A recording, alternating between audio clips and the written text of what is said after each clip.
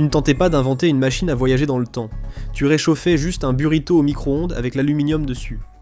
Une étincelle, un fusible qui saute, et soudain tu es projeté à travers l'histoire, dans les pires moments que l'humanité ait jamais connus. Tu pensais que ta journée était mauvaise. Oh, tu n'as aucune idée. C'est l'un des scripts les plus étranges que j'ai vus, même pour Infographics.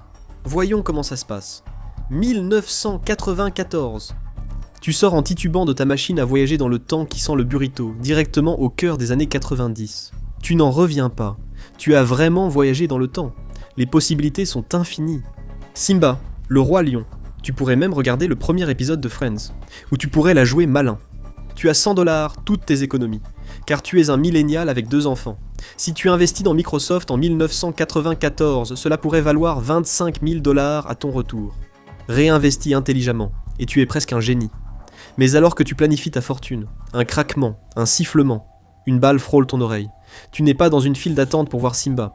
Tu es à Sarajevo, capitale de la Bosnie-Herzégovine, en pleine zone de guerre. Les habitants vivent un enfer sous le siège des forces serbes de Bosnie. Le conflit fera 14 000 morts rien qu'à Sarajevo, et plus de 100 000 dans toute la Bosnie. L'histoire appellera plus tard cela le génocide bosniaque, qui a anéanti environ 3% de la population bosniaque. Et en ce moment, tu te trouves au milieu de Sniper Alley. Les gens ont vécu des horreurs inimaginables. Les bombardements ont détruit bâtiments et rues, tuant sans distinction. Le froid et la faim tuent les jeunes et les plus vulnérables, et les snipers serbes, postés en hauteur, tirent sur tout ce qui bouge. Mais malheureusement, il y a presque toujours un génocide en cours quelque part dans le monde. Ce qui rend 1994 particulièrement sombre, c'est que ce n'était même pas le seul. Un autre vient de débuter et d'une certaine façon, il sera encore pire. Au Rwanda, les tensions raciales entre Hutus et Tutsis ont atteint un point d'ébullition. Entre avril et juillet, les milices Hutus vont lancer une campagne génocidaire contre les Tutsis, et toute personne, Hutu ou toi, qui essaiera de les protéger. C'est un chapitre qui marquera à jamais l'âme de l'humanité. Jusqu'à 50 000 membres des escadrons de la mort Hutus, armés de machettes, ont parcouru les villes, massacrant sans retenue. Ils allaient exterminer entre 500 000 et 662 000 Tutsis innocents, selon la plupart des estimations modernes. Pour mettre cela en perspective, 60 à 70% des Tutsis du Rwanda mourront, soit environ 7% de la population totale du pays. 1994 est également à peu près le point médian de la brutale guerre civile sri-lankaise, qui s'est déroulée de 1983 à 2009 et a tué et déplacé d'innombrables personnes. La Russie a envahi la Tchétchénie, déclenchant un effet domino qui mènera à la guerre en Ukraine. Luis Donaldo Colosio, un important candidat à la présidence du Mexique, a été assassiné à Tijuana. L'Estonie a connu l'une des pires catastrophes maritimes de tout le XXe siècle, lorsqu'un ferry de passagers a coulé, faisant 852 morts, et les choses n'allaient pas vraiment mieux aux États-Unis non plus. 1994 a connu le grand massacre obligataire, une crise économique qui a effacé 1500 milliards de dollars en valeur et qui a été décrite par beaucoup comme le pire événement financier pour les investisseurs obligataires depuis 1921. Pour la première fois, la population carcérale américaine a dépassé le million de personnes. Et sur une note beaucoup plus terre-à-terre, il était clair que le meurtre était dans l'air, car c'était aussi l'année où O.J. Simpson a décidé de se prendre pour Michael Myers, en s'en prenant à son ex-femme, Nicole Brown Simpson, ainsi qu'au serveur Ron Goldman. Le gant ne lui allait pas, donc O.J. a été acquitté. Pratique. John Salvitroy a commencé sa série de meurtres dans le Massachusetts, et Jeff Bezos a entamé la lente mise à mort du commerce de détail physique américain, avec la création d'Amazon. Mais les bombardements et snipers t'inquiètent plus. Tu démarres alors la machine à voyager dans le temps qui tremble violemment. Le monde autour de toi se transforme en traînée de lumière, et tu n'as aucune idée d'où ni quand tu vas atterrir. De 1939 à 1945, la Seconde Guerre mondiale. Tu entres dans la carcasse calcinée de Dresde, en Allemagne, après le bombardement incendiaire allié qui a laissé 25 000 morts carbonisés et méconnaissables. L'odeur de chair brûlée, les cris des blessés et des mourants. La fumée épaisse t'entoure. C'est la guerre la plus meurtrière de l'histoire, espérons qu'aucune ne la surpassera. Entre 70 et 85 millions de morts en 6 ans, anéantissant près de 4% de la population mondiale de l'époque. Et parmi tout cela, se cachent certaines des pires atrocités de l'humanité. L'Holocauste, les crimes du Japon impérial en Chine et Corée, et la famine du Bengale de 1943 où des centaines de milliers, voire des millions, sont morts de faim après la coupure des vivres par les Britanniques. En raison de la dimension mondiale de la Seconde Guerre mondiale, il n'y a pratiquement aucun endroit agréable où vivre. Le Royaume-Uni est bombardé par le Blitz et doit se serrer la ceinture à cause du rationnement. Des millions d'hommes valides en âge d'être mobilisés aux États-Unis sont envoyés combattre en Europe ou dans le Pacifique. Les nazis ravageaient l'Europe sur 2 fronts, les soviétiques progressaient à l'Est. Le Japon impérial terrorisait l'Asie avec des massacres de masse et des expérimentations humaines. Massacres, famine, occupation, génocide. Où que l'on regarde, il se produisait quelque chose de terrifiant. Si les puissances de l'Axe étaient clairement les forces antagonistes, les Alliés cherchaient aussi à commettre des crimes de guerre et des actes inhumains pour tenter de faire tourner le cours de la guerre en leur faveur. Et tout cela a culminé avec les bombardements atomiques d'Hiroshima et de Nagasaki, qui ont tué entre 150 000 et 246 000 personnes, dont la plupart étaient des civils, ainsi que plus de 20 prisonniers de guerre alliés. Cela a également ouvert la porte à la prolifération nucléaire, ce qui augmente la possibilité que la prochaine guerre soit celle qui mette fin à l'humanité. Donc, ce n'était pas une période idéale pour vivre, ni une époque où l'on voudrait rester. La prochaine étape sera sûrement meilleure, non ? Mais avant de voyager dans le temps, si vous aimez entendre parler d'horreurs créées par l'homme qui dépasse votre compréhension, n'oubliez pas d'aimer, de partager et de vous abonner. Nous mettons en lumière l'obscurité de la face cachée de l'humanité. Et comme ces atrocités, nos vidéos sont créées par des humains. 1418 à 1620 ? Ah, l'âge des grandes découvertes. Mais ne vous laissez pas tromper par ce nom. C'était l'un des points les plus bas de l'humanité dans son ensemble, où des dizaines de millions de personnes ont été assassinées. Et même ceux qui s'en sortaient bien portaient à jamais la malédiction morale éternelle d'avoir du sang sur les mains. Alors que l'air salé frappe votre visage, vous réalisez être sur un galion espagnol de la légendaire flotte au trésor. Heureusement, tous sont trop occupés pour vous remarquer. Cette période d'environ 200 ans a changé à jamais la nature de la culture humaine sur la planète Terre, et elle a anéanti un grand nombre de cultures entières sur son passage. Génocide des peuples autochtones des Amériques. Britanniques, Néerlandais et Français ont massacré les Amérindiens, propagé des maladies et détruit leurs sources de nourriture. Campagne de mort à une échelle inimaginable. Des dizaines de millions de personnes sont mortes de maladies. Des chercheurs ont montré que les Européens ont tué tant d'autochtones, que cela a changé le climat mondial. Les années 1500 ont aussi marqué le début de la traite transatlantique des esclaves, l'un des chapitres les plus terribles de l'histoire humaine. La vie des personnes noires et métisses était considérée comme guère plus qu'une marchandise par les esclavagistes blancs, entraînant d'innombrables morts et souffrances. Les choses étaient tout aussi violentes dans certaines parties du monde auxquelles l'Europe n'avait pas encore mêlé ses petites mains sales et ensanglantées.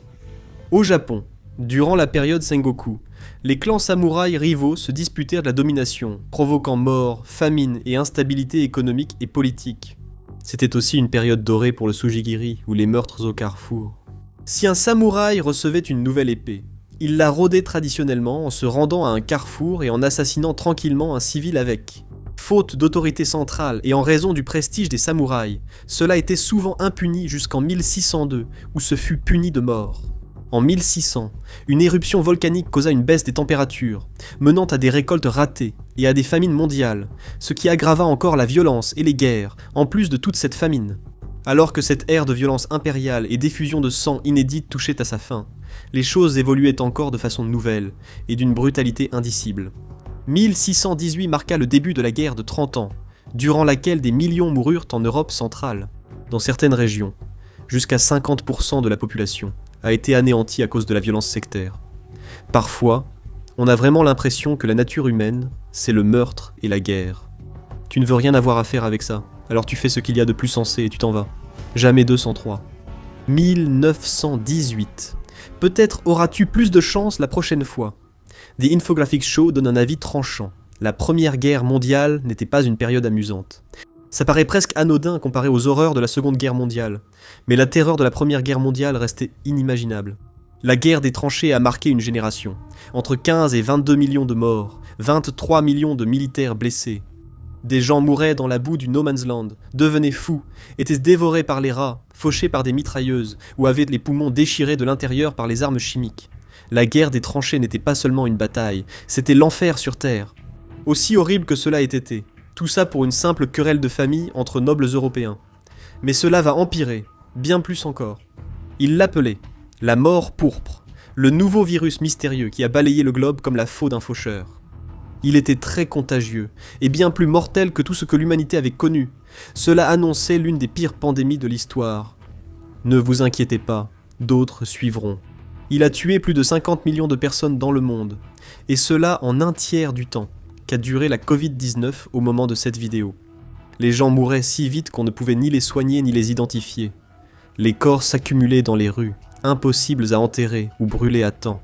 Le monde étant en chaos, il était impossible d'organiser une réponse coordonnée. La médecine, il y a plus de 100 ans, était bien différente d'aujourd'hui. Dans la plupart des endroits, les médecins n'avaient tout simplement aucune idée de ce qui tuait tous leurs patients. Rien qu'aux États-Unis, la grippe espagnole a tué 675 000 personnes sur une population de 105 millions. Le taux de mortalité était si élevé qu'il a complètement faussé la courbe de l'espérance de vie. L'espérance de vie projetée chutant de 12 ans, ce qui est choquant. Pour ceux qui l'ont vécu, cela devait sembler être la fin du monde. Mais savez-vous pourquoi on l'appelle la grippe espagnole ? Ce n'est pas parce qu'elle a débuté en Espagne. L'Espagne étant neutre durant la Première Guerre mondiale, ses médias pouvaient en parler librement, contrairement aux pays en guerre où l'information était très censurée. Les gens ont vu les gros titres d'Espagne et ont supposé que tout venait de là, donc le nom est resté.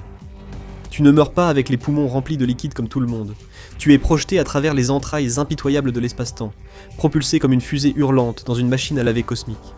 Les siècles s'effondrent autour de toi, et tu espères que l'histoire n'est pas toute mauvaise. 1348. Tu es projeté au milieu d'une rue dans la Bavière médiévale. Les morts gisent partout, peau noircie, bubons suintants. Des hommes avec des charrettes en bois empilent les corps, les traînent vers des fosses communes et des bûchers. L'air est lourd de fumée et de mort. Bienvenue à l'époque qui aurait pu anéantir l'humanité, la peste noire, pandémie la plus meurtrière de l'histoire, ayant causé entre 75 et 200 millions de morts. L'Europe ne pouvait pas se permettre autant de pertes humaines, mais cela est arrivé. Entre 1346 et 1353-30 à 60% de l'Europe a été décimée, et ce n'était ni rapide ni indolore. La peste bubonique était atroce. Les soi-disant médecins de l'époque étaient complètement inutiles. Assez curieusement, on ne voit même pas ces types en robe, avec les vieux masques d'oiseaux effrayants se promener. Et il y a une raison à cela. Ils n'apparaissent qu'aux épidémies de peste du XVIIe siècle. Lors de la première peste noire, les médecins n'ont sans doute pas songé à porter de masques. Ce n'était pas vraiment la première apparition de la peste noire, on y reviendra. Tu préfères déjà planifier la suite plutôt que de rester dans cette période dégoûtante. Espérons que le prochain lieu ne sera pas synonyme de mort et d'horreur. 536. C'est, scientifiquement, la pire période pour naître en tant qu'humain. Mais pourquoi ? La première chose que vous remarquez en vous réveillant dans les sombres faubourgs de Constantinople, c'est à quel point il fait froid et sombre à 14 heures. Comment cela peut-il avoir un quelconque sens ? On dirait qu'il fait nuit noire ici. En cette période particulièrement atroce pour les humains, et même pour tout être vivant, un épais brouillard a envahi le ciel, transformant l'Europe, le Moyen-Orient et certaines régions d'Asie en un Silent Hill international. Le résultat, c'était l'obscurité pendant le jour comme pendant la nuit. Cassiodore, un homme politique romain, a décrit le soleil comme s'il était devenu bleu, ajoutant « Nous sommes stupéfaits de ne voir aucune ombre de nos corps à midi ». Pour les gens de l'époque, cela devait vraiment donner l'impression qu'une terrible malédiction s'était abattue sur eux. Il ne fait pas seulement froid ici. Vous êtes en réalité au cœur de la décennie la plus froide depuis 2300 ans, une anomalie dans les annales de l'histoire. Même en été, les températures chutaient de 1,5 à 2,5 degrés Celsius. Les horreurs s'étendèrent de la Chine, où la neige tombait en été, et étouffait les récoltes sous la neige, jusqu'à l'Irlande, où les chroniques ont rapporté, je cite, une pénurie de pain entre les années 536 et 539. Félicitations, vous êtes en plein milieu de l'une des pires famines mondiales que le monde ait jamais connues, et des millions de personnes vont mourir à cause de cela. Oh, mais ce n'est pas tout. En 541, un cas de peste bubonique extrêmement contagieuse est arrivé au port romain de Péluse, en Égypte, et cela a déclenché la peste de Justinien, qui allait complètement ravager la population de l'Empire romain d'Orient. Entre un tiers et la moitié de ses citoyens ont péri, menant l'Empire romain d'Orient au bord de l'effondrement comme puissance mondiale. Lorsqu'il s'agit des pires pandémies mondiales de l'histoire, la peste de Justinien arrive en deuxième position, tuant entre 30 et 50 millions de personnes. Naturellement, cela soulève des questions. Avant tout, que s'est-il passé ici ? Un brouillard épais, des famines, des pestes. Les Romains ont-ils provoqué la colère de Dieu ? Encore une fois, pendant des années, Nous ne savions vraiment pas ce qui s'était passé, seulement que les mêmes circonstances étaient rapportées par tant de sources contemporaines différentes au même moment, au point qu'il était impossible d'en douter. Des études sur des carottes de glace en Suisse en 2018 ont apporté une réponse définitive à l'un des plus grands mystères de l'histoire. En 536, un volcan d'une taille astronomique est entré en éruption en Islande, crachant de la fumée et des cendres à travers tout l'hémisphère nord. Le soleil a disparu. Ce qui a suivi est maintenant appelé l'Hiver volcanique de 536 et le petit âge glaciaire de l'Antiquité tardive, qui grâce à quelques éruptions supplémentaires dans les années 540 a duré jusqu'à l'an 660. Des millions de personnes sont mortes alors que la population mondiale était bien plus faible qu'aujourd'hui, et ce n'est qu'un début. Même si vous surviviez au froid, à la famine, que vous échappiez à la peste, et que vous n'étiez pas transpercé par une épée d'un zombie byzantin dérangé, il vous restait au moins la pauvreté abjecte à apprécier. L'Europe ne se redresserait pas économiquement avant 540 avec le véritable essor de l'extraction d'argent sur tout le continent. Mais vous ne souhaitez pas attendre un siècle ici. Vous remontez les décennies à toute vitesse, puis les centaines, puis les milliers d'années, jusqu'à arriver dans les climats enneigés de l'Amérique du Nord, 13 000 ans avant votre point de départ. Vous voyez un groupe d'anciens paléo-américains courir vers un mastodonte, des lances à la main, et vous vous dites « Ah, pourquoi pas ?» Alors vous ramassez une lance sur le sol enneigé et courez avec eux, envie d'en savoir plus sur le pire du pire que l'humanité est à offrir. Eh bien, regardez. Les pires punitions de l'histoire de l'humanité par pays, ou regardez plutôt celle-ci.